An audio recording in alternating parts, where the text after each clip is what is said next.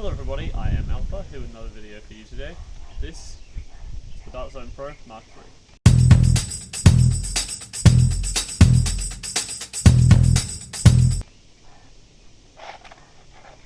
Whoops. This dock is just a little add-on I just put on there to make sure it's comfy while test firing it. It doesn't have a locking system yet, just was a test piece.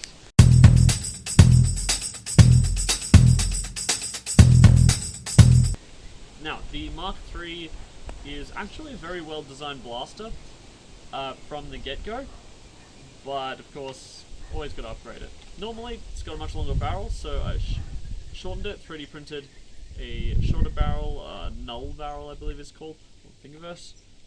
Did a blue and white color scheme, as you can see. Spent a lot of time masking up and getting it all ready. The grip was the most annoying piece to do out of all of that. That was quite the pain to get all masked up and working. Over on this side we can see the expanded battery tray from Out of Darts along with the knurled thumb screw, which allows for easy opening of the battery door. There are a couple layers of paint on the battery door, so the opening of it is a little stiff at times, but that will change as we wear it down from use. Running inside the blaster is a hot swappable cage with a Band Blaster's Banshee cage. It's hitting around the 200 FPS mark with every shot, which is quite impressive. Got good accuracy and good range on it because of that power. One of my favourite things about this is the reliable select fire that it's got. With just the flick of a switch here, you can swap between semi and full auto, which is really nice. I love the rubberized grip. We added this little white piece down here to make it mesh well with the rest of the blaster. We were going to be going with a easy kit, and it has parts from the easy kit in there, but with the already upgraded Neo Rhino pusher motor, we ended up going with an out of darts pusher arm and an out of darts pusher. They strengthen the blaster so that it won't wear down, at least not as quickly. The plan is to have it never break, but eventually something may happen.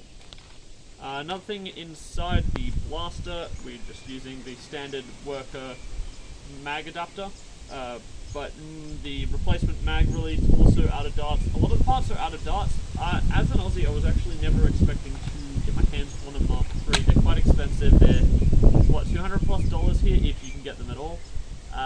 Not really able to, and I don't see them at games because of that. But I was able to have a chance to mod one, so I jumped on that chance. Overall, I'm very happy with the blaster. It's got full rewire, which it doesn't necessarily need, but when this came to me, it was damaged. A couple pieces of plastic were loose, and the wiring had been damaged to the point where it was no longer usable. So what I did was replace all the switches, rewired it, and now it works perfectly. Pusher retraction is on. Love this Band Blaster's cage. Definitely check them out. I'll put a link down in the description to where you can get a lot of these parts. Alright, thank you all for watching. Please like and subscribe. I'll see you all next time.